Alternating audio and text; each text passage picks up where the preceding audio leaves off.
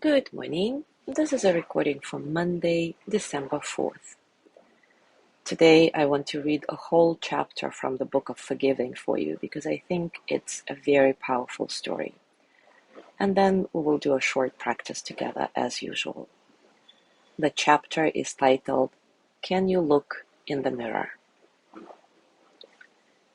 It took Lisa Carter 5 years in prison before she could meet her own eyes in the mirror. Dan and Lynn Wagner, the parents of the two girls Lisa killed in a car accident, offered their forgiveness to Lisa through a letter sent to her prison, but the path to self-forgiveness was not traveled as swiftly. Lisa explains, "If I could stop time, I would go back to that night and not drink and drive. But I can't. I have to live with the guilt and the shame. Every day, in so many ways. I have to own what I have done, and I have to find a way to move through the painful feelings that still come up, or else I couldn't be a mother to my own children.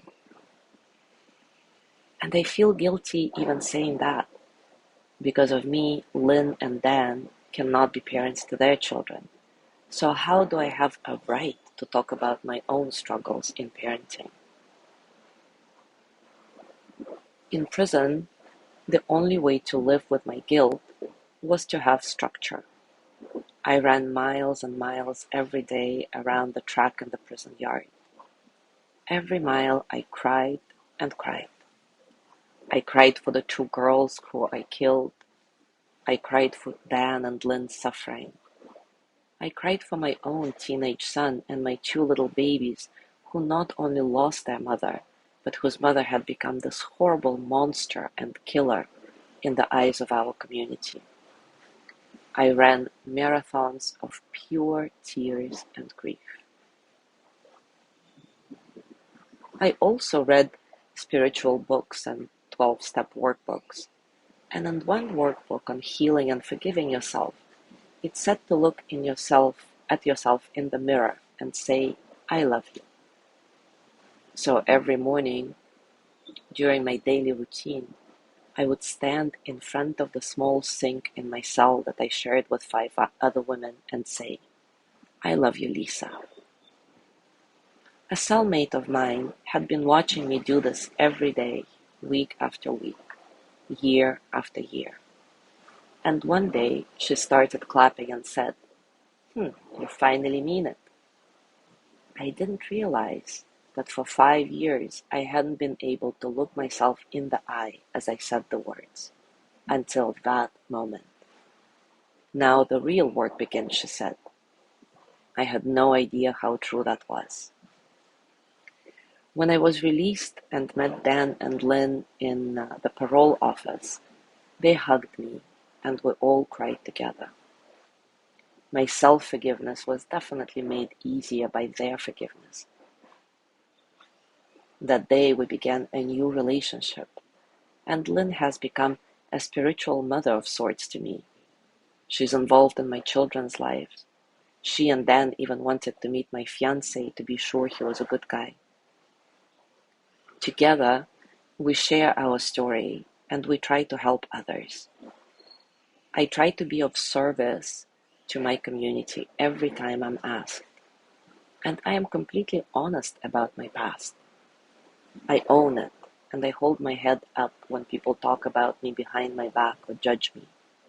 I understand where they are coming from. And it helps that to Dan and Lynn, I know I'm not that woman or that terrorist any longer.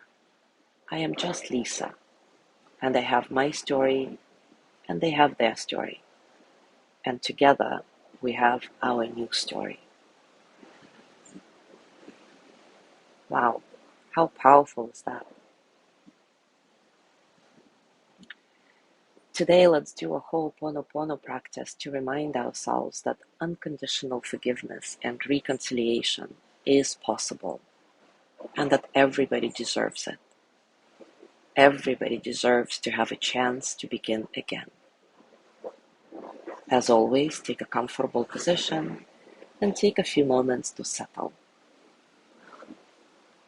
Settle into your body, your heart, your mind. Settle into this moment, right here, right now.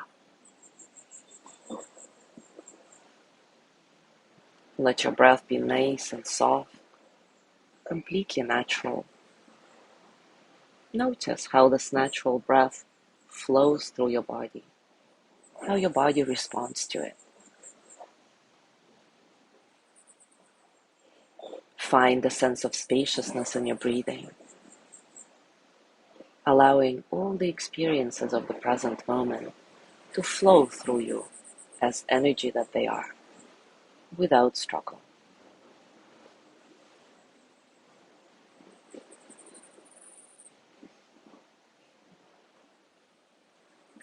Ho'oponopono consists of 5 phrases. I am sorry. Please forgive me. Thank you. I love you. And I forgive myself. So today, let's just go directly into the practice without explanations because we've done it many times. And if, for whatever reason, this is the very first time you're doing Ho'oponopono practice, I recommend that you go to a series that's called Ho'oponopono that explains the practice in detail. I'll just say here that Ho'oponopono is a practice of cleaning. You clean yourself of your own negative feelings to erase from your memory and consciousness whatever negativity is not working for you, making it possible to begin again. So let's start together.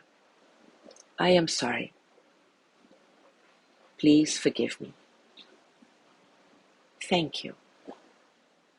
I love you. And I forgive myself. I am sorry. Please forgive me. Thank you.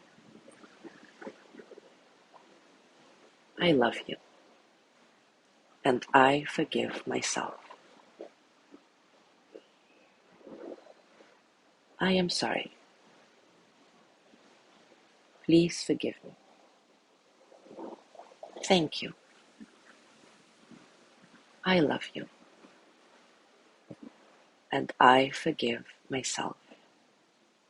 Remember that you can direct those words to yourself or to the person you seek forgiveness from, or maybe to your divine self, to your higher self.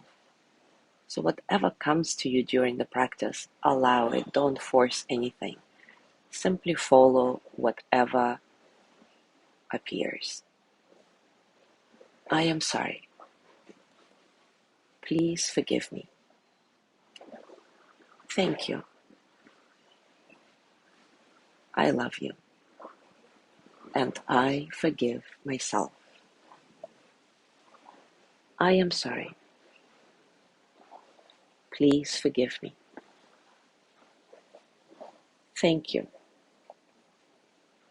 I love you. And I forgive myself. I am sorry. Please forgive me. Thank you. I love you. And I forgive myself. Now place your hands on your heart, thanking yourself for the deep, powerful work you've been doing on this path of forgiveness. With gratitude, send yourself the energy of loving kindness. May I be filled with loving kindness. May I be well in body and mind. May I feel safe, protected, at ease. May I know deep, natural peace. And as you gently let go of the practice, as always, scan your body. Notice what's going on for you right now, physically, emotionally, mentally. How are you, really? And as you go through your day today, I invite you to try this practice of saying I love you while looking in the mirror. Can you look yourself in the eye when saying those words? If not, what seems so unforgivable about your current or past actions, emotions, or thoughts that prevent you from saying I love you to yourself and meaning it? Thank you so much for being here today. Have a beautiful day, and I will see you tomorrow.